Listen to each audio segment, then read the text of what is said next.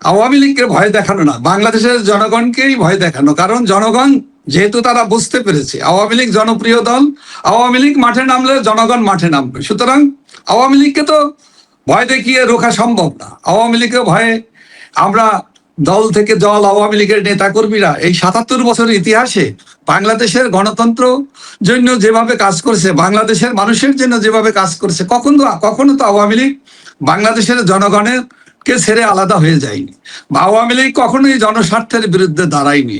সুতরাং আওয়ামী লীগকে ভয় পায়, যেহেতু আওয়ামী লীগ জনগণের দল, সুতরাং এই আইন শৃঙ্খলা রক্ষাকারী বাহিনী, পুলিশ বাহিনী, সেনাবাহিনী সবকিছু রাষ্ট্রীয়, এক ধরনের রাষ্ট্রীয় সন্ত্রাস।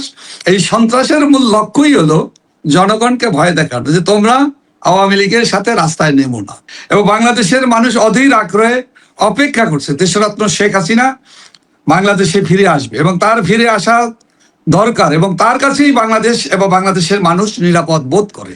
এই দুইটি জায়গাকে বিবেচনায় নিয়ে আমরা সবাই মনে করি দেশরত্ন শেখ হাসিনা যে ঘোষণা দিয়েছেন, এই ঘোষণা অনুযায়ী অবশ্যই তিনি বাংলাদেশে, ওনার মাটিতে, ওনার মাতৃভূমিতে, ওনার প্রিয় মানুষের কাছে উনি ফিরে যাবেন। পুলিশ আর র্যাব দিয়ে ভয় দেখিয়ে অথবা সেনাবাহিনীর ভয় দেখালে কি হবে? তাতে কি বাংলাদেশের মানুষ থেমে থাকে? আওয়ামী লীগ কি থেমে থাকবে, বসে থাকবে? আওয়ামী লীগ কি বসে আছে? আওয়ামী লীগের নেতা কর্মীরা সহ আওয়ামী লীগের শুভাকাঙ্ক্ষীরা কি বসে আছে? বসেনি। বাধা দেওয়া হচ্ছে, মিছিল, শোভাযাত্রা, শান্তিপূর্ণ কর্মসূচি করতে দেওয়া হচ্ছে না। তা এটা যত বাধা দেয় ততই মানুষ কিন্তু আরো ক্ষিপ্ত হয়। কারণটা হলো এরা দেশও চালাতে পারে না, দেশ পরিচালনার মতো যোগ্যতা, পারফরমেন্স তারা কিন্তু ইতিমধ্যে দেখাতে পারেনি, বরঞ্চ বাংলাদেশের মানুষ মারাত্মকভাবে হতাশ হয়েছে। হতাশা হাজারটা কারণ আছে।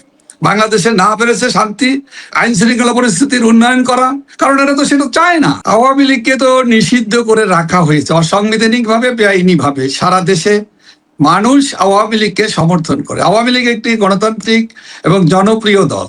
আওয়ামী লীগ জনগণের ভোটে নির্বাচিত দল, জনগণ সমর্থনে, জনগণের শক্তিতে ভিত্তি করেই আওয়ামী লীগ তার রাজনৈতিক চলার পথকে এগিয়ে নিয়ে যায়। সেক্ষেত্রে আওয়ামী লীগ কখনো কোনো জায়গায় অতীতের ইতিহাসে, এই ৭৭ বছরের ইতিহাসে এ ধরনের কোনো নজির নেই যে আওয়ামী লীগ সন্ত্রাস করে, নৈরাজ্য সৃষ্টি করে এবং রাষ্ট্রীয় সম্পদকে ধ্বংস করে, জ্বালিয়ে পুড়িয়ে ছারখার করে দেওয়ার কোনো ইতিহাস নেই। আওয়ামী লীগ নাশকতাকারীদের দল নয়। যেমন জামাত, শিবির, এমনকি বিএনপি আপনারা দেখেছেন, এনসিপি নামে যে একটি দলের ফ্যাসিস্ট ইউনূসের তত্ত্বাবধানে তৈরি হয়েছিল, যেটা তারা সবাই সন্ত্রাসকে ছড়িয়ে দিয়ে নৈরাজ্য, মব সন্ত্রাস করে সারা দেশটাকে আতঙ্কের বাংলাদেশে পরিণত করেছে। আজকে বাংলাদেশে শান্তি সম্প্রীতি নেই। বাংলাদেশের মানুষ, আজকে দেশে আইন শৃঙ্খলা নেই, দেশের মানুষের কথা বলার অধিকার নেই। আজকে আওয়ামী লীগকে যদি রাজনীতি করার সুযোগ দেওয়া হতো, আমি সুযোগ মানে আওয়ামী লীগের যে অধিকার, সাংবিধানিক যে অধিকার, সেই অধিকার থেকে আওয়ামী লীগেও বাংলাদেশের মানুষকে বঞ্চিত করা হয়েছে। লক্ষ্য একটাই, যে সেটা হলো জনপ্রিয় জনগণের দল, জনগণের কথা বলতে পারে যেই দল আওয়ামী লীগ, সেই আওয়ামী লীগ যদি রাজনীতির মাঠে থাকে, জনগণ নিয়ে জনগণের স্বার্থে কথা বলে, তবে স্বার্থান্বেষী মহল, বিদেশিদের দালাল, বিদেশিদের স্বার্থ রক্ষা করা আইএসআই এর এজেন্ট এবং জঙ্গিবাদী গোষ্ঠীর যারা পক্ষ নিয়ে বাংলাদেশের সন্ত্রাস এবং সৃষ্টি করে এই অঞ্চলের আইন শৃঙ্খলা, শান্তি শৃঙ্খলা এবং সন্ত্রাসবাদকে ছড়িয়ে দিয়ে যে বিশৃঙ্খল একটি পরিবেশ সৃষ্টি করে বাংলাদেশ, বাঙালি জাতিকে বিশ্ব সভায় অসম্মানিত জাতি হিসাবে পরিচয় দিয়ে যারা নিজেদেরকে গর্বিত মনে করে অথবা বিজয়ী মনে করে, সেই শক্তি উপরে আজকে বাংলাদেশ আওয়ামী লীগের নেতা কর্মীদের উপরে গত 23 মাস যাবৎ অব্যাহতভাবে ধারাবাহিকভাবে মব সন্ত্রাস, অগ্নিসংযোগ, অগ্নিসন্ত্রাস, হত্যা, নারী ধর্ষণ, শিশু ধর্ষণ, ধর্মীয় সংখ্যালঘুদের উপরে ক্রমাগতভাবে আক্রমণ, সম্পদ লুট, হত্যা, এগুলো চলছে প্রতিদিন। এটা কিন্তু বন্ধ হয়নি, এখনো চলছে। এই একই ধারাবাহিকতায় বাংলাদেশ একই কর্মকাণ্ড, একই লক্ষ্য উদ্দেশ্য নিয়ে আওয়ামী লীগের প্রতিষ্ঠা বার্ষিকী, এটা তো একটি দলের, যে দলটি মহান মুক্তিযুদ্ধের নেতৃত্ব দিয়েছে, ৭৭ বছরের যে দলটি বাংলাদেশের মানুষের জন্য কথা বলছে, এখনো বাংলাদেশের মানুষের সবচাইতে জনপ্রিয় দল, এই দল তো কোনোদিন জঙ্গিবাদী সংগঠনের সাথে কখনো কোথাও আতাত করেছে অথবা কোনো ধরনের কোনো সম্পর্ক রেখেছে এর কোনো ইতিহাস নেই। চরম শত্রুও কিন্তু এই কথাটি বলতে পারে না, এখনো বলে নাই। তারা সুন্দরভাবে দেশ চালাবে বলে অনেক কথাই তারা বলেছে। বাস্তবে কি আজকে এমন কি হয়েছে বাংলাদেশে? কোথাও তো কোনো জায়গাতে কোনো শান্তির ভঙ্গ হয়েছে অথবা কারো দ্বারা কেউ ক্ষতিগ্রস্ত হয়েছে এখন পর্যন্ত আমরা আওয়ামী লীগের পক্ষ থেকে এমন কোনো আমরা কর্মসূচি আমরা পালন করি নাই, এমন কোনো কর্মসূচি আমরা দেইনি যে কর্মসূচির কারণে এক ফোঁটা রক্ত ঝরতে পারে। কিন্তু তারপরে কেন আওয়ামী লীগকে এত ভয়? কেন আওয়ামী লীগের কর্মসূচি কথা শুনলেই তাদের থরকম্প ওঠে? কেন আজকে সেনাবাহিনীকে ডাকা হয়েছে?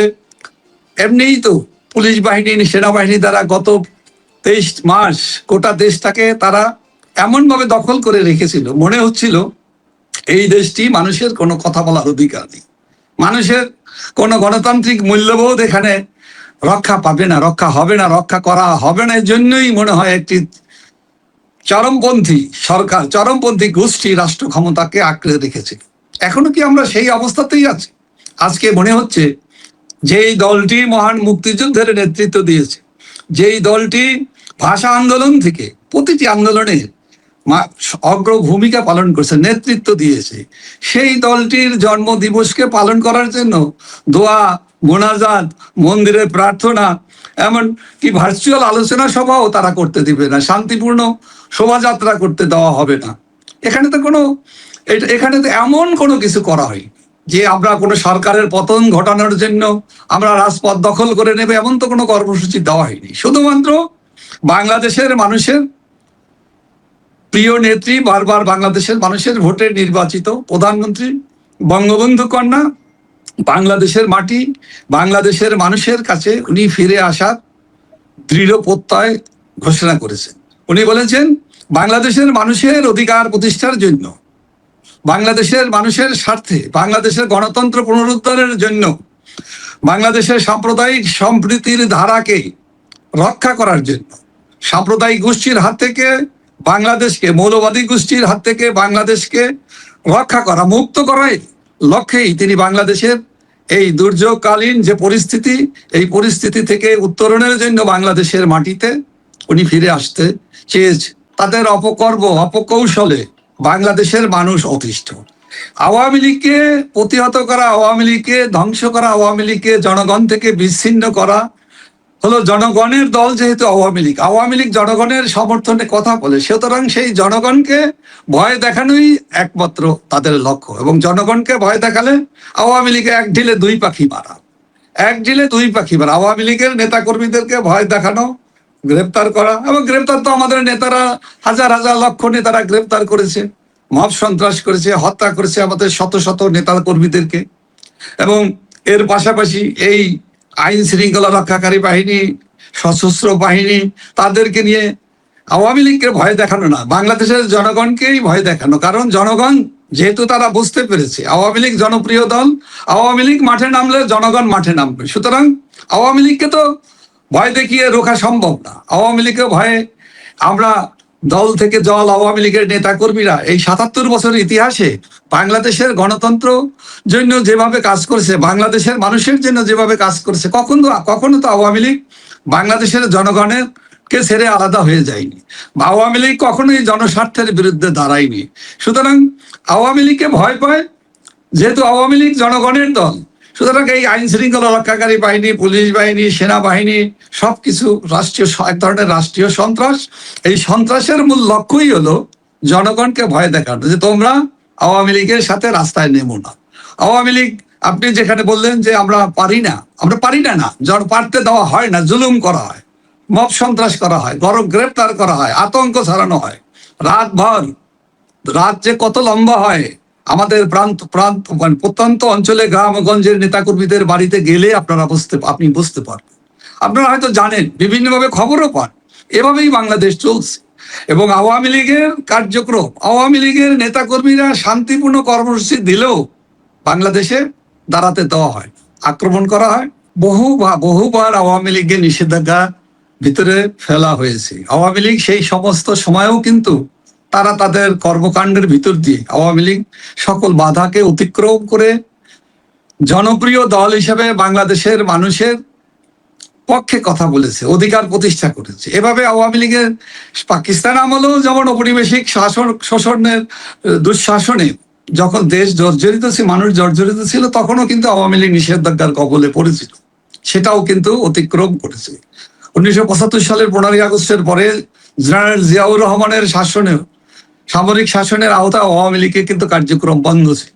একইভাবে আওয়ামী লীগ 70-এর নির্বাচনের পরে 71-এর মহান মুক্তিযুদ্ধ চলাকালীন সময়ও কিন্তু আওয়ামী লীগকে নিষিদ্ধ করা হয়েছে। এটা নতুন কোনো বিষয় নয়। আওয়ামী লীগ এই সকল বাধাকে অতিক্রম করার ইতিহাস আছে এবং ঐতিহ্যগতভাবেই অনেক ঐতিহ্যের অধিকারী বাংলাদেশ আওয়ামী লীগ, এবং তার মূল ভিত্তি বাংলাদেশের জনগণ। সেই জনগণ যে আওয়ামী লীগের সাথে আছে সেটা কিন্তু বর্তমান সরকার খুব ভালো করেই বুঝতে পেরেছে। এ কারণেই তাদের এত ভয়, এ কারণেই আওয়ামী লীগে ব্যান করে রেখেছে, সহযোগী সংগঠনগুলোকে ব্যান করেছে, এবং জনগণকেও যাতে আওয়ামী লীগের সাথে সম্পৃক্ত হলে যে কঠিন সাজা দেওয়ার যে আইন তৈরি করেছে, বিল পাস করেছে, সেগুলোও তারা করেছে যাতে জনগণও যাতে আওয়ামী লীগের সাথে না আসে। তাতে তো আসলে তারা ফলপ্রসূ হচ্ছে না, হতে পারবেও না, পারছেও না। এই কারণে তারা চায়, সেনাবাহিনী তো আওয়ামী লীগের শত্রু না, আমরা তো সেনাবাহিনীর কতিপয় ব্যক্তি, কতিপয় লোক, কতিপয় কর্মকর্তা দেশের গণতান্ত্রিক সরকারকে হটিয়ে দেশরত শেখ হাসিনা সরকারের বিপক্ষে ষড়যন্ত্র করেছে। আমরা সেই ষড়যন্ত্রকারীদেরকে আমরা পছন্দ করি না, এবং ষড়যন্ত্রকারী, দেশের স্বার্থ বিরোধী, রাষ্ট্রবিরোধী, এভাবেই আমরা তাদেরকে দেখি। আমরা তো গোটা সেনাবাহিনীর বিপক্ষে আমাদের লড়াই না, কিন্তু বর্তমান সরকার এবং ফ্যাসিস্ট ইউনূস একই কায়দায়, একই পথে যে সেনাবাহিনীকে জনগণের বিপক্ষে দাঁড় করানোর চেষ্টা। এতে তো আমাদের জাতীয় সেনাবাহিনীর মর্যাদা ক্ষুণ্ণ হয়, জনগণের মাঝে ভুল বোঝাবুঝির সৃষ্টি হয়। কিন্তু এটা সেনাবাহিনী তো জাতীয় সম্পদ, জাতীয় প্রতিষ্ঠান, বাংলাদেশের প্রতিটি নাগরিকের রক্তের কষ্টের পয়সায় এই প্রতিষ্ঠানটি তার ঐতিহ্য ধারা রক্ষা করে যাবে, এটাই আমাদের প্রত্যাশা। সেই জায়গায় সেনাবাহিনীর সাথে রাজনীতিকে সম্পৃক্ত করে, রাজনীতিকরণের মধ্য দিয়ে বিরাজনীতিকরণের যে ধারার, অসুস্থ ধারার সৃষ্টি করা হচ্ছে, গত 2 বছর যাবৎ চলছে এই প্রচেষ্টা। 2 বছর, তার অনেক আগে থেকেই এই ধারার প্রচেষ্টা বা কৌশলটা বাংলাদেশে প্রয়োগ করা হচ্ছে। এখন তার চূড়ান্ত পর্যায়ে চলছে। এই চূড়ান্ত পর্যায়ের ভিতরেও দিয়ে যখন বাংলাদেশের মানুষ বুঝে গিয়েছে, স্পষ্টভাবে তারা বুঝতে পেরেছে যে সবকিছুই এক ধরনের ষড়যন্ত্র, নীল নকশা, যেটা আমাদের জনস্বার্থে, জনগণের স্বার্থ বিরোধী।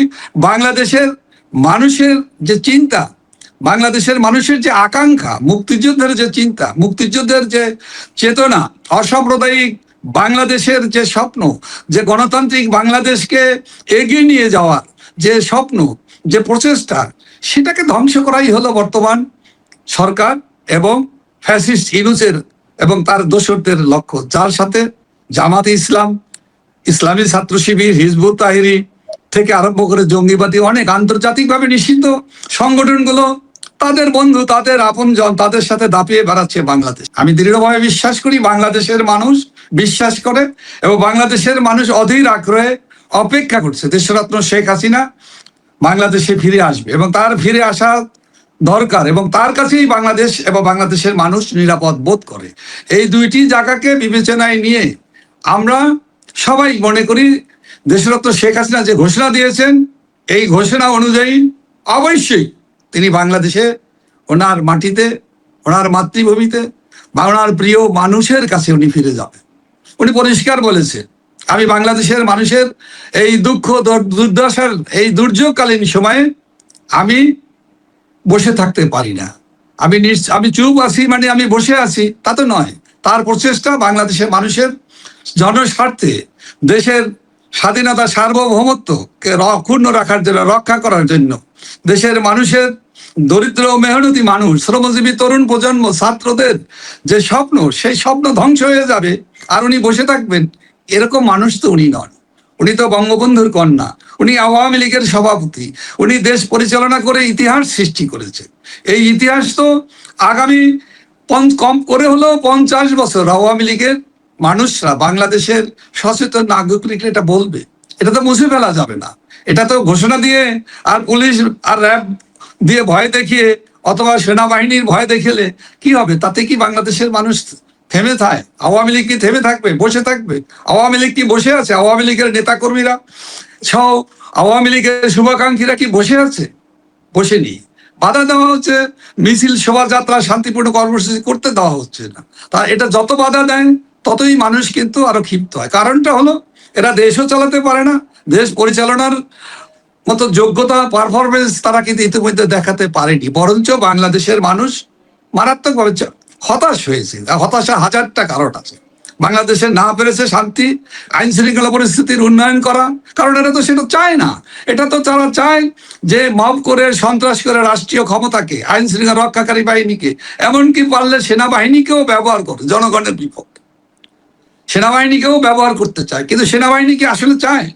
সেনাবাহিনীর সদস্যরা কি, সেনাবাহিনী ও বাংলাদেশের জনগণকে এটা চায়? সেনাবাহিনী তো আমাদের বাংলাদেশের মানুষের, জনগণের, বাংলাদেশে। এই সেনাবাহিনীকে জনগণের বিরুদ্ধে যদি ব্যবহার করা হয়, আমার তো মনে হয়, আমরা যা শুনেছি বিভিন্নভাবে বিভিন্ন মিডিয়াতে যা এসেছে, তাতে তো তারাও তাদের ব্যারাকে ফিরে যেতে চায়, কিন্তু তাদেরকে কেন পাঠানো হয়? অর্থাৎ জনগণের উপর এদের কোনো ভরসা নেই, জনমতের উপর এদের কোনো আস্থা নেই। কারণ জনগণ যে এই বর্তমান সরকার এবং এই ফ্যাসিস্টদের, এই মহাবাটপাল ইনুসের বাটপারি এবং মিথ্যাচার এবং বাংলাদেশের মানুষকে যে সংস্কৃতি, যে